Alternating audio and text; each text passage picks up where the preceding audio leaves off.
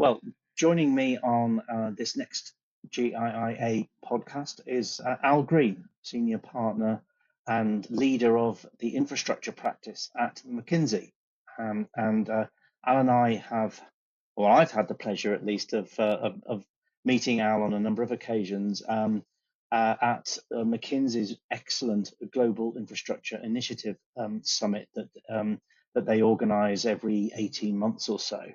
And this year's summit took place in Los Angeles.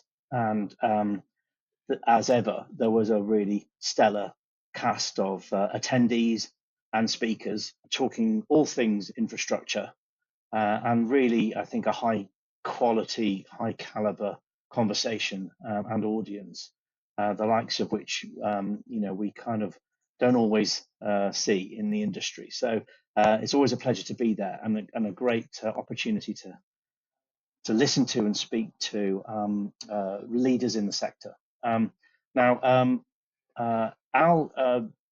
as I say, Al was the kind of principal convener of this session, and has done a lot of work with McKinsey colleagues on a brand new report, which is called the Infrastructure Moment. And so we're going to spend a few minutes unpacking what's in the Infrastructure Moment report, and get Al to talk about some of the big themes that are in there. So Al, good to see you again. There are three things that I think I took away from the conference that I think would be really worth sharing with our audience. Firstly, you've done some work to try and help quantify and frame the scale of the investment need in infrastructure looking ahead. Can we start by asking you to just sort of share with us what are the headline numbers, what are the components, and how do you build that picture in terms of this enormous amount of infrastructure investment that's still needed in all of the major markets? Well, thanks, John. I will say that the pleasure is certainly mutual, and we appreciate the collaboration between GIIA and McKinsey over the years. It's a great question. I think when we think about the scale of all of infrastructure required globally through 2040, it's a staggeringly large number. We estimate it at $106 trillion that's required to be spent across all regions of the world and all forms of infrastructure. And by which I mean classic transport infrastructure, energy, digital, social, as well as aerospace and defense, agriculture, and water and waste. And it's a very large number, which probably won't surprise people, but I think that the order of magnitude is bigger than at least a lot of people have talked about in the past. I think what's also interesting about that number is if you think about where it's going to go, the majority of that is going to be coming from Asia, or close to the majority, with some other regions certainly having large numbers too. But just the infrastructure dollars will ultimately need to go where the population center and the growths are. And can you start to sort of break down that number in terms of the different asset class, the subclasses, if you like, within the infrastructure space? That 106 trillion, it's almost impossible in terms of scale. It's almost an impossible number to get your head around. So how does that break down between the kind of the main components of the asset class? Of course, yeah. So if I give you some rough numbers to kind of put them in order of largest to smallest, you've got transportation infrastructure, which I think surprises probably no one. That's the classic, small surface roads to airports and, newer forms of infrastructure, including electric vehicle charging. But that's the largest category. Energy remains the second at $23 trillion through 2040. And that's both, traditional forms of fossil fuel-based generation and renewables. Digital, 19 trillion is the third. This is the category that would have been a lot smaller when we, snapped the chalk line 10 years ago. Digital includes both fiber and mobile phone towers and traditional telephony, as well as, of course, data centers and all the associated digital infrastructure. So that's one of the fastest growing categories. Social is 16 trillion at fourth place, and that includes all forms of, hospitals and civic buildings, as well as certain forms of shared housing. Water and waste at 6 trillion. And then two last categories are agriculture at $5 trillion, and then the infrastructure portion of defense at $2 trillion. Those last two categories I think are important, John, because they were normally historically excluded from the discussion on infrastructure. And increasingly, we see both public sector participants as well as some of the world's leading private investors saying, no, those are infrastructure. We are investing in them actively, and we think about those as being kind of core infrastructure markets. They're included now for the first time. And that's one of the standout kind of moments for me, was trying to understand, the rationale behind the inclusion of the defence component and the agriculture thing that have not traditionally been seen, as you said, as part of the infrastructure. So, can you help us understand, that a little bit deeper? So, in what way? How is the agriculture play, directly now, you know, within the infrastructure space, and in terms of the defence category, unpack that a little bit more too. In terms of clearly, we're not talking about armaments here, and that kind of stuff, but there's still clearly a big demand for infrastructure within the defence category. So, yeah, help us understand those a bit more. I think infrastructure has reached a fundamentally broader definition now, and I think we can see that in a couple places. So, the definition of infrastructure going back 15 or even 20 years, you'll remember it was very classic things like roads and power plants, and maybe it was fiber connectivity to the extent we had that, but it was a very asset based view of the world. I think over the past 10 years, and certainly over the past 3 years, the leading infrastructure investors and other players in this ecosystem are saying, hey, we don't need to be so rigid in the way we think about it. Ultimately, infrastructure is about meeting critical human needs in a way that is defensible and relatively low risk, or could be structured to be low risk, and has certain kind of mission critical nature. So it's simply not going away. When you take that larger definition, all of a sudden you start realizing, hey, the grain silos we use to process our essential foods, terminals to move, critical food stocks around the world, processing facilities for, the materials that we kind of eat at our tables every day. Those are as critical to our lives as anything, and those really are infrastructure. And even on the kind of defense side of the equation, you're right. This is not about energetics and weaponry systems, but within the Ministry of Defense, within the Department of War, within the defense ecosystems around the world, there are huge amounts of infrastructure needs in the forms of port, wastewater treatment plants, roads, energy, all of which are critical. But I think we're hidden from view a little bit because they were kind of sitting behind the walls or associated with the defense sector. So, I mean, there's just more things that kind of have been included now. I would say that even in these 7 big categories that we talked about, from transport through defense, John, that gives a false sense of, hey, there's only 7. We actually spent some time unpacking those 7 and saying, okay, well, what are the subsectors underneath these that qualify as infrastructure, and where we've seen at least 1 or 2 private infrastructure investors deploying capital? It turns out there's more than 100 very specific areas of infrastructure, whether that's a unique form of specialty waste processing, electric vehicle charging, port terminals for a certain type of commodity. There's just more than 100. And what's interesting is that of those 100 plus subsectors, 30% of them didn't even exist 10 years ago. So we're now at a point where it's not just that the definition of infrastructure is expanding, we're actually seeing entirely new things pop up that didn't exist 10 years ago.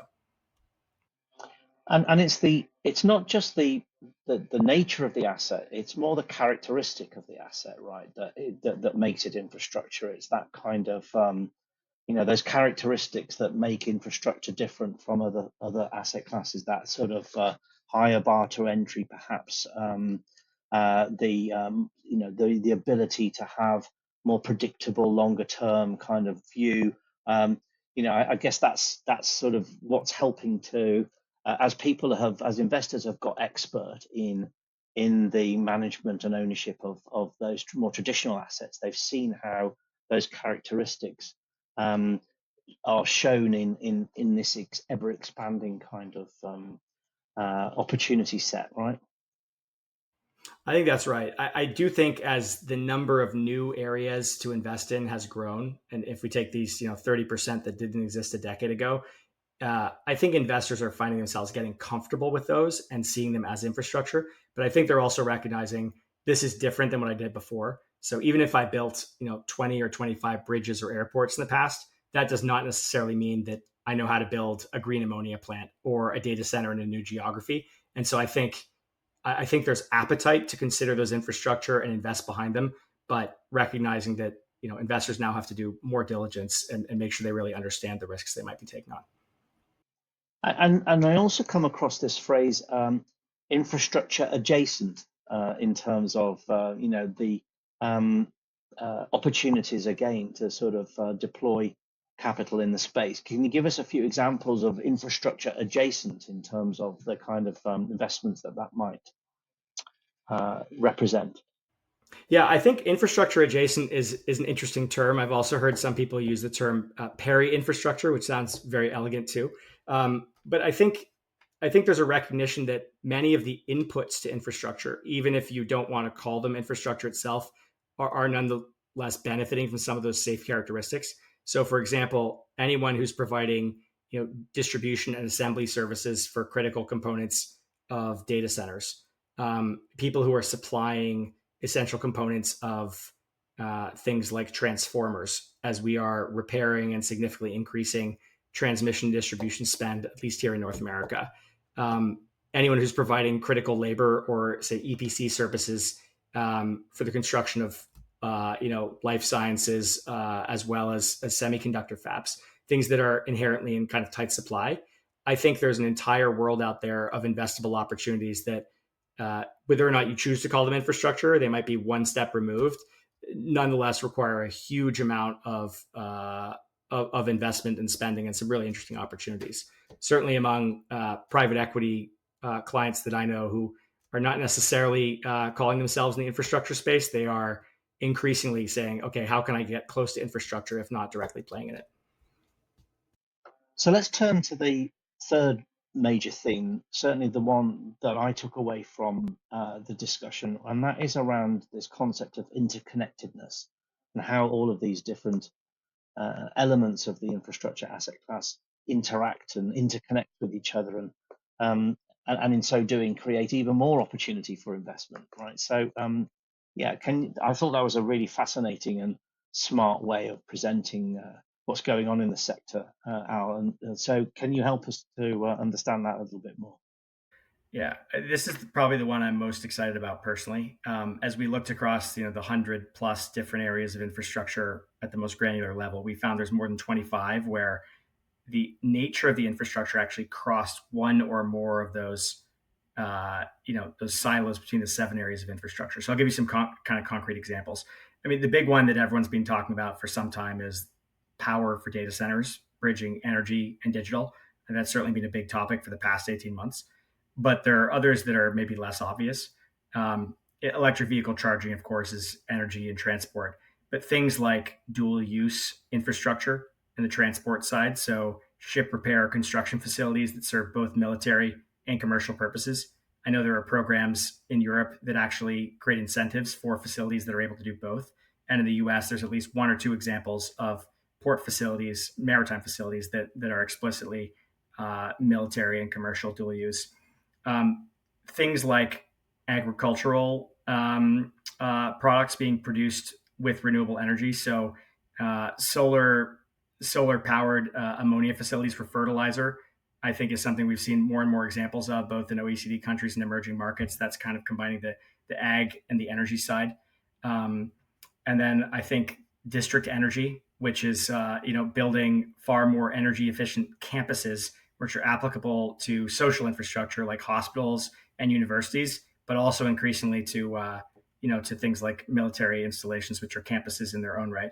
And then one of the more interesting ones is kind of repurposing old high energy use facilities into things like manufacturing or data centers. So that could be old steel mills or even old government buildings that consumed a lot of power, and actually could be right locations to put, say, a data center on site. So the opportunities for investment just continue to grow. I guess the opportunities are almost endless.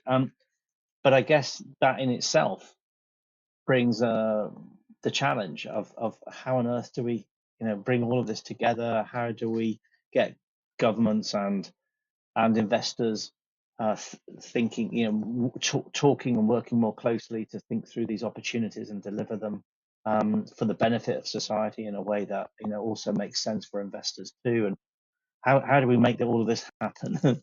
So perhaps you could just sort of sum up from your point of view the success of the event and try, and in so doing kind of leave us with that sort of sense of how we make it all happen.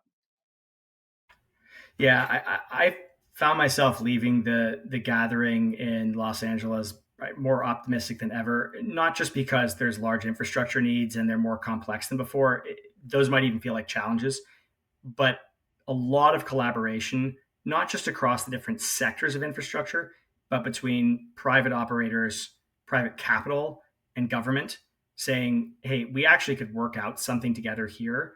And I think there's this idea that you know government actually can be a real asset and a real catalyst for making things happen, as can private capital. Again, if I kind of rewind the clock 10 years, you typically have a lot of complaining about, government red tape and permits and government as kind of barrier to making things happen. I think it's very different now. So I remember a couple of our, government representatives in the room were saying, look, we have less capital than before and ever increasing needs. But of course, the private sector, the private investors that you know so well, John, have kind of tripled their AUM in the past decade. So there's both an appetite from the private sector and private investors in particular to say we can cross these sector boundaries and cross the public and private barriers and find a way to make things happen. And I think increased openness on the part of governments in all parts of the world to kind of reach solutions. So I actually am very optimistic that convergence means not only across different types of infra, but real collaboration between the different actors, public and private, to make things happen for the first time. So I'll probably end it there. Always a pleasure, and really appreciate the collaboration between GIIA and McKinsey. Thank you. So joining me for the next part of the conversation is Luba Nikulina, who's the Chief Strategy Officer for IFM Investors, and Simon Beer, who's a partner at StepStone. Both Luba and Simon were attending the Global Infrastructure Initiative Summit in Los Angeles, hosted by McKinsey, and for which GIIA is a proud supporting partner. I'm delighted to have you both with us for this conversation and to pick up on some of the conversations we're having in LA this month. But just before we jump into all of that, can I start by asking you both to just introduce yourselves, the role that you play, and frankly, whose capital is it that you're representing and investing when we're having this conversation around infrastructure? Luba, over to you. Thank you, John.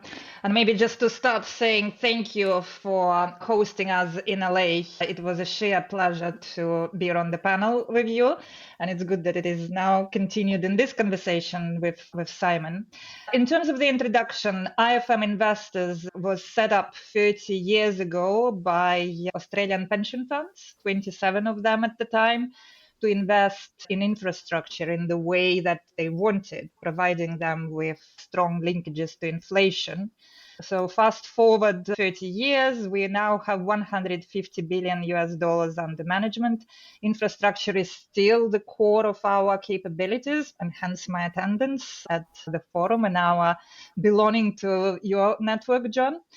So we have 740 clients now around the world. In my role as Chief Strategy Officer, I'm responsible for the development of IFM strategy and future opportunities for the firm. Thank you. And am I right in saying you are, IFM is it top 5, top 4 global investors in infrastructure? Yeah, we are the 4th largest. Okay. But we have the largest fund in the market. So yeah, it is so important to have scale in infrastructure, and this is where we pride ourselves. Fantastic. Great. Thank you. And Simon. Thanks, John, for having us on this podcast. As Luba said, it was a great time in LA talking to other sort of infrastructure investors and operators. And again, thank you for hosting us there. I'm a partner at StepStone in our infrastructure and real assets group. StepStone is a global private markets firm advising and helping clients invest in private markets. Currently, we have capital responsibility for our clients of over 720 billion. and around 200 of that as assets under management.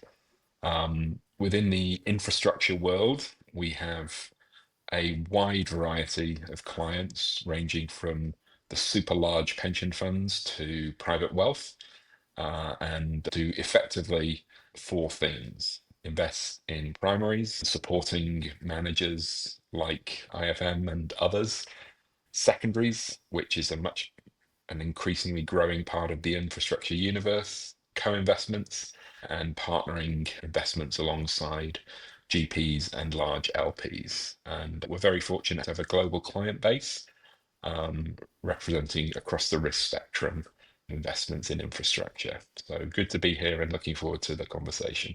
Well, thanks both. And I can, just to embarrass you both, I can just say to our listeners that not only are you two of the nicest people that I come across in conferences around the world and events, but also two of the most knowledgeable. So we really have got two great people to help this particular episode of the podcast. Enough of that pleasantry. Let's jump into the sort of topic in hand. I think we're all agreed it was a really high-class event that McKinsey put on in LA, really caliber speakers, contributors, and an excellent agenda. But not everyone was fortunate enough to be there. Perhaps we could just start by getting your reflections on the event in LA, and what are the top line themes that or issues that you took away from the time we spent together? Luba, again, why don't you kick us off? It was a fantastic time there, and I think the importance of the release of McKinsey's research on the infrastructure opportunity set was at the heart of the conference, and there are quite a few interesting insights that I'm sure McKinsey is better placed to share than me. I think just the size of the opportunity there for asset allocators, for clients of mine and Simon's, was really striking. But then at the same time, also the fact that how infrastructure was done in the past is not how infrastructure is going to be done in the future. It's clearly that the definition of the asset class is evolving, expanding, and it is also rooted not only in the asset class itself, but also in the external environment that this asset class functions. On our panel on geopolitics, clearly there was a lot of conversation around how geopolitics affects investment decisions, but in infrastructure in particular, considering the strategic nature of many of those assets, the impact of geopolitical uncertainty is particularly stark. And so engaging with peers on all these angles was really incredible. And Simon, what stood out for you as the kind of the most important areas under discussion? Luba highlighted a number of kind of key points there, and which I absolutely agree with. I think there's a couple of things I'd maybe add to it, and I would probably focus on the McKinsey report saying the infrastructure moment, and it's a very apt title for an industry we're all involved in. And I think the sense I got away coming from the conference and talking to people is just the sheer scale of the investment required around the world in infrastructure. I think McKinsey estimated it now at over 100 trillion investment requirement across the sector by 2040, which is an enormous number and keeps on growing. But what kind of resonated most for me is the kind of recognition of infrastructure, not just as an area for inflation sensitive area, but also as a critical enabler to growth. And we see that coming more and more about the areas of data center and energy, and the fact that the US, for example, is in the first for 20 or 30 years in terms of needing more energy as a whole, not just in a transition area. And I think I just got a sense of the absolute scale and complexity, and hence opportunity, investors will now have going forward. And obviously, from our point of view, a very exciting time, but also a very challenging time as well. So I think it was an extremely interesting kind of piece to think about. And as Luba mentioned as well, the expansion of infrastructure to new critical areas. I think we all remember that infrastructure used to be toll roads and utilities and a few power plants. now the rise of digital infrastructure and defense infrastructure is a real growth area for the sector. Great, thanks, guys. So we talked about the geopolitics, perhaps, and the complexity that surrounds the investment decisions that people are making.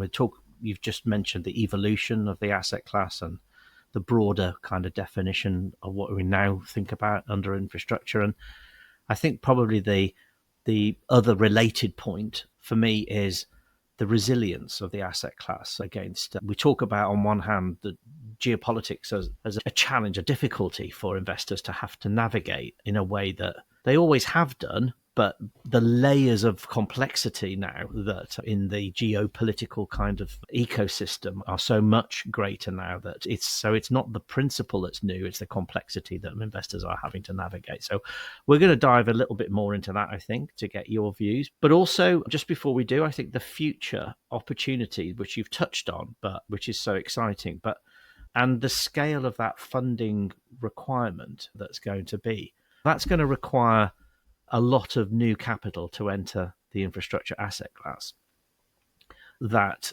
investors like yourselves, managers like yourselves, are going to have to go out and fundraise with a compelling story.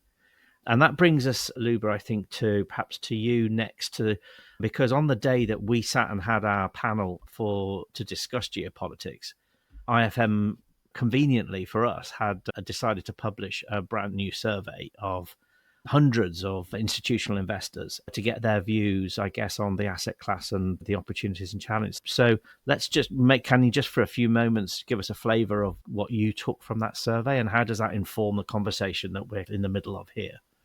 Yes, absolutely. Thank you, John. And we didn't coordinate with McKinsey, but it just so happened that within 24 hours of each other, they released the infrastructure moments, and we released what's called the Private Markets 700, which gathers insights from 700 institutional investors around the world and their forward-looking preferences in allocating to private markets. And in relation to infrastructure, the signal is very clear coming from this research that allocations are going to increase.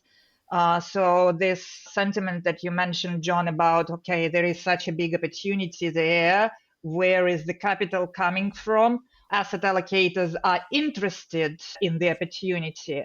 And the reason is that there is almost like the increasingly dual purpose of using infrastructure in asset allocators' portfolios. The traditional element of resilience and inflation sensitivity is very much there. And also the last, let's say, 5 years in particular, as the regime started changing with COVID and the change in the interest rate environment and geopolitics. So infrastructure just held its stance in the portfolio in terms of providing this resilience. And when inflation spiked, also the ability to pass through inflation increases were tested and delivered. But also, as Simon mentioned, the expansion of what it is that we can bring into this ecosystem of assets that provide you with stable and inflation-linked cash flows, it's expanding because of AI, digital revolution, because of the change in supply chains, because no one has cancelled the fact that climate change is happening, the weather patterns are changing, so the need to decarbonize these assets. And so as a result, you also have the opportunity of growth and adding additional returns. So it's not only resilience, but also growth potential. And a particularly interesting moment that actually did caught attention at the conference is that investors' expectations of returns increased by 200 basis points from last year. And so at the moment, the expectations are actually similar to private equity, while of course it's not only return, but also resilience and inflation that is linked to the purpose of allocating to this asset class. And Simon, are you, in your interactions with the investors, you're seeing a similar kind of feedback? Absolutely. And I think that the feedback from Luba's research is incredibly compelling in terms of how investors are thinking about infrastructure. And I'd probably summarize it in a few sort of key points. One is the growth of the overall sector allocations in infrastructure is increasing because of a number of factors. I think the performance of infrastructure through increased interest rates and inflation. One of my colleagues is very fond of saying he got into infrastructure because it was inflation sensitive and it was great when there was rising interest rates. And we had 2 decades basically of neither of those. So I think infrastructure is starting to prove the investment characteristics we all thought it had. But in addition to that, I think also the growth element and the kind of linkage to essential services that are now essential, like data and the energy requirements, has opened up a broader sense. As Luba was saying, the increased requirements for infrastructure as interest rates have gone up has also mandated people looking at a broader sense of investments in that sector, growth platforms. We talk about things like core plus, value add. That spectrum of investment is certainly what we're seeing in the market. And with that, I think the other sort of factor, certainly in private markets, is just the sheer growth of GPs and funds. As we're kind of in the middle between LPs and funds in some ways of our business. And we were tracking a few weeks ago that we think there's now over 2,500 infrastructure funds in the market. Not all as big as Luba, but Well, the competition is increasing. That's good news. absolutely. But the choice is staggering in terms of niche funds, overall funds, different funds that are focused on different parts of the market. The opportunity set, we think, only there. And if you look at the projections over the next 5 years, I think it's only going to increase as investors follow kind of Australians and Canadians with increasing their allocation to infrastructure. But it also acts as a fairly good balance between the sort of growth of private markets with an acceptable risk profile. So that risk return balance, I think, and going back to that McKinsey title, the infrastructure moment is a pretty accurate one. That performance and resilience of infrastructure that you've talked about, both of you, it doesn't happen by accident. At a time when we've already talked about geopolitical environment that surrounds investment in any of the sectors and the complexity that surrounds all of that, something must have happened. Some investors, the fund managers, must have acquired or adapted their skill sets to reflect this changing kind of dynamic. So can you lift the lid a little bit on that? How have you had to, you're thinking, when you go through a due diligence process or an acquisition or a new investment, how do your thought processes, how have they had to evolve and change in the light of this kind of moving geopolitical and complexity that now surrounds us in pretty well all the markets that investors are present in? What kind of skill sets has that, what process or skill sets has that kind of forced you to think more about or sharpen up? Shall I jump Yeah. in? Next question, we will have Simon answering it first I get the to easy make it job. more dynamic. But I do have a good observation, John, that you mentioned something must have changed. Obviously, there is the emergence of an asset class, and both Simon and I were talking about return expectations with, I really like the term, acceptable risk profile. But then at the same time, I think it's just in the external environment, the societal need for more investment in infrastructure has expanded. So you genuinely need to to transform existing infrastructure stock because of digitization and decarbonization, and because of deglobalization. The rewiring of supply chains does require a lot of transformation of the existing stock, but then also the build out of new infrastructure assets. And as a result, you have this massive investment opportunity that McKinsey quantified helpfully in their research. And then you have 2,500 managers. Thank you for counting us, Simon. That's also useful to know, wanting to allocate this capital. And then you have pension funds wanting to. So you sort of have this triumvirate of the willing parties wanting to invest. But then probably I would argue that actually the pace of investment is still not happening at the level that the society needs. And I think unlocking the deal flow, actually finding those assets that deserve the pensions capital and do make a difference to the world and to the society is not easy. And obviously, this is where the manager skill comes into play. But what is really important for us and increased in importance significantly more recently is the ability to partner with governments. So thinking about the fourth major stakeholder here, it's the ability of governments to attract, to make the case for investing compelling. And we have the proud history in Australia of partnering with the governments, and we are expanding it in the UK. And in my mind, the skill set of actually creating your own deal flow by partnering with governments and with clients is where the magic comes in. And I just genuinely hope, for the sake of society and this planet, that this pace of these partnerships accelerates so as we can create more opportunities. And no, I think Luba hit a lot of very relevant points there. I think the thing that I'd probably observe is a lot of kind of the skill set within infrastructure is doing what infrastructure investors always plan to do. How do you look 30, 40, 50 years in advance? Like that was a skill set about infrastructure thinking long term. And the long term has changed because of trends like digitization, like affordability and thinking around that. I do think that there is a changing dynamic about the due diligence, as you mentioned, John, around like how do you spot a good investment? That the times when people were able to financially engineer things and overlever have gone. So there is more skill sets in actually doing what we always said we would do.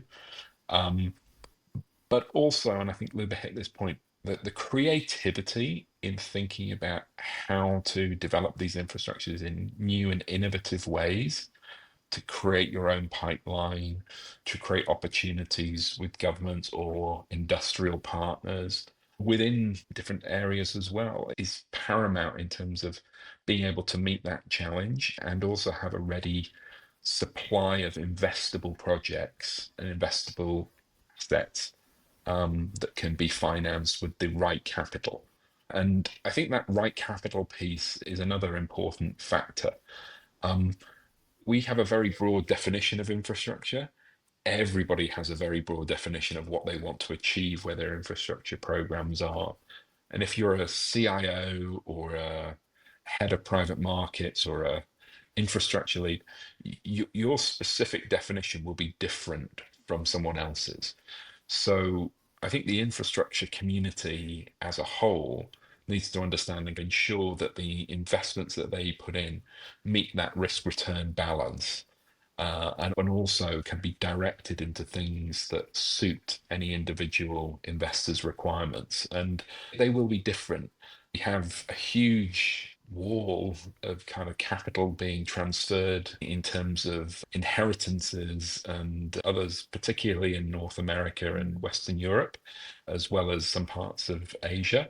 And that wall of money is looking for reliable risk-adjusted returns, which the infrastructure asset class is ideally suited to. So I think you're going to get a lot more different sources of capital coming into the market, and ensuring it goes to the right places is going to be an important factor. Just before we move on, you've sparked a reflection in my mind, I think, between you, because obviously we talk to a lot of different kinds of investors within our membership and try to understand their thinking. And it's really interesting because I think, Luba, you talked about the importance of partnering with government and that as being a really valuable skill set and mindset, if you like, to be able to unlock future pipeline of opportunity. I also speak to many investors who are going in the opposite direction. They are only looking for investment opportunities where the government is not a counterparty at all, where they only really want to contract with the private sector in some form or another as well. I'm not suggesting one is right, one is wrong. I think there's room for both in the sector, but I think it's really interesting about how people interpret the challenge. And perhaps it comes back to the skill sets and the mindset as well, right? About how comfortable you are having to build those long-term relationships and have the skill set to interpret and see the investment opportunity through the lens of changing politics around you. Because you've got to have a different skill set to do both of those two things, right? It's a beautiful conversation when you sort of spark each other's ideas. You actually reminded me, John, of the conversation that Simon and I had in LA around the changing nature of the regulatory risk. So we could probably, I think it would be useful to spend a couple of minutes there, because in the past, regulated assets were very much considered as safe haven, where you can sort of allocate the capital and hope for resilience and inflation linkages. Well, now with quite a lot of uncertainty, actually, the nature of the regulatory risk has changed. And sometimes it's a genuine risk rather than a safe harbor. And so the question, how do you deal with this regulatory uncertainty going forward? And my thesis here is that actually having the ability to engage with regulators, understand them, and help manage this risk actively is what you need more than you need in the past, rather than just rely on the regulatory regime and hope that it will last forever. So that's my interpretation of that. But Simon, I know that we discussed that it has become much more of a risk than in the past, but we didn't really spoke about solutions. I'm not sure what the solution is, but I think, and it goes back to John's point, I think there's a wide variety of investors who all have a different view of risk. And a different interpretation of what risk to do, and also their ability to manage those risks. So timing is certainly a factor in being able to manage a regulatory risk environment. If you're looking at a sort of short-term investment horizon, clearly a regulatory risk in a short period has a bigger determining factor than over a longer term sort of factor. So I do think it again comes down to what risks you are willing to take and how you manage those within a portfolio. I think to Luba's point, the ability to engage with regulators wherever you are in the world, it is absolutely critical, particularly when you are building or replacing infrastructure. We talked about the affordability challenge. When we look at opportunities in our IC, both from funds and co-investments and partnering assets, our questions are much greater now, focused on, can people afford the energy? What's the solution to that? And I think asking those questions helps you frame the opportunity as to what risks there are and how an manager or an investment may perform in those areas. I don't think we can ever sort of say that this is a risk that can't be managed, but it has to be kind of managed. I do feel as well, talking to regulators in different parts of the world, as we heard a few of them in Los Angeles, they're struggling with the same point because they're trying to deliver more for less. And they have a political overview that is becoming much more pronounced. Because in some ways of the success of infrastructure being seen as a critical enabler to growth. Like you can't build more data centers without energy. There's one simple example, and that that juxtaposition and connection is becoming more and more real, more and more interesting, more and more challenging, but it's definitely more real. I think that's a really good segue to, just as we come towards the end of our time, to just really reflect on, I think, one of the other themes that McKinsey brought to the event this month, and that is the one of interconnectedness. So it wasn't just the evolution of the asset class with more opportunity and more need for infrastructure. It was also the interconnectedness between the different kind of components of what we would recognize now as being within the infrastructure class. And I wonder if you could say a few words between you about that interconnectedness. How do you see that taking shape, and what are the implications of that interconnectedness, to you as investors? Simon, we're going to go to you first. No, I appreciate that, John. And I think it's a really, again, a more fundamental question that we're all looking at, because the most obvious interconnection has been energy with everything. And we talked a lot about data centers, and had the fortunate opportunity to talk to energy providers and grid operators who are worried about the data center challenge about their reliability. So that's a very clear and obvious one. And I think it again points to that you need to have an energy connection that's reliable and solid to enable data centers. But I don't think it's just limited to that. I think the connected sort of world around sort of defense activities is another topic we talked around. Roads that enable critical mining and materials, pipelines. All of these things have a really critical infrastructure element to it in terms of access to markets. I think in North America, for example, the growth of LNG export terminals is one example. Is reshaping the political world. I actually go back to my career starting off in an engineering company, in that when I started my career, you would never build an energy project, aside from the oil industry, but a gas project, without having every single molecule accounted for. It was sold before the project had got built. And that sort of speculation and market movement now is a much more complex thing to deal with. So you see sort of a lot of these challenges aren't new, but they're becoming more pronounced because of the criticality of importance of it. And I think Luba talked a little bit about the supply chain, the criticality of having a supply chain so that you have a port that delivers your materials to allow you to build when you need to build, and service things like offshore wind farms or others. Again, that criticality becomes so intertwined. And I know a number of colleagues that attended Summit were able to see the LA Long Beach port. The land bridge that rail companies and port companies are building to kind of transfer assets is a huge game changer for logistics, and has impacts on warehousing and real estate, etc. So those connections, I think, are becoming more and more interesting. And again, it's more and more important to be able to understand what those connections are going to do, certainly from an investment opportunity perspective.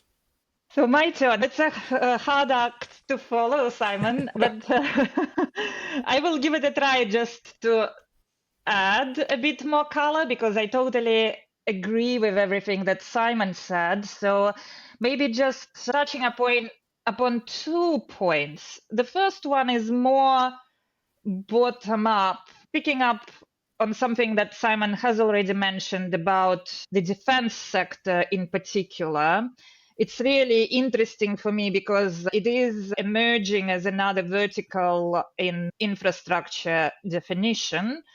And it's interesting for me to think how this is the vertical which is at the forefront of dual use, because the nature of what defense stands for is evolving. So it's no longer conventional weapons, but it's rather satellites, cybersecurity. One of the examples from our portfolio, we have a long-term concession from the Australian government on something that is called Headquarters Operations Command in Australia. And so it's essentially the headquarters of the Australian Armed Forces, the Defence Forces. And we help them manage the real estate, the headquarters. But the reality is that a lot of operations that they coordinate from this headquarters worldwide are related to national emergencies such as COVID or natural disasters, bushfires. So it's sort of like this dual civil and defense is really interesting, and it shows this interconnectedness. And then the second point, which I find interesting and similar to Simon, I will draw on my previous experience as an asset allocator rather than an asset manager. It's just the interconnectedness between across asset classes. So the definition of what is infrastructure, what is real estate, and what is private equity is just merging. It's really hard to exist in individual buckets. So we are talking about infra tech, which sits more closer to private equity venture capital side of the spectrum. And then many assets that we own will have a significant component of property in it.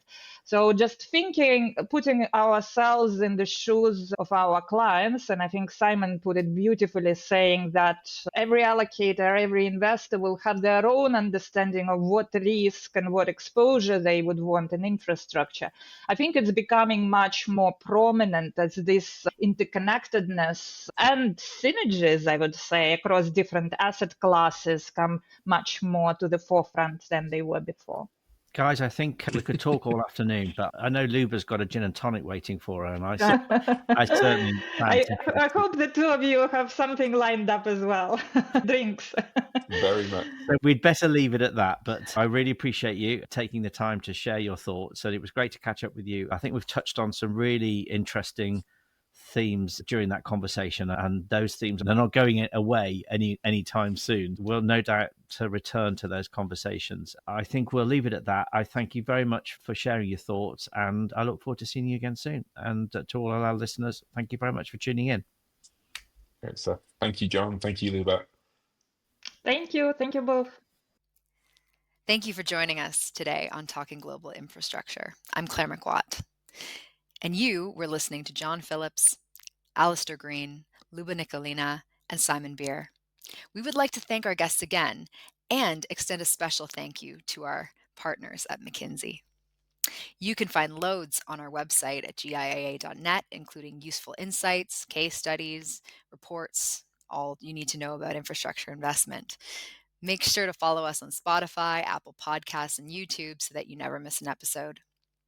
Find us on LinkedIn and join our mailing lists for the latest news and trends from the sector. Have an idea for an episode or thoughts on this or future episodes? You can email us at communications@giia.net. Thank you so much again to our guests, and we'll see you next time.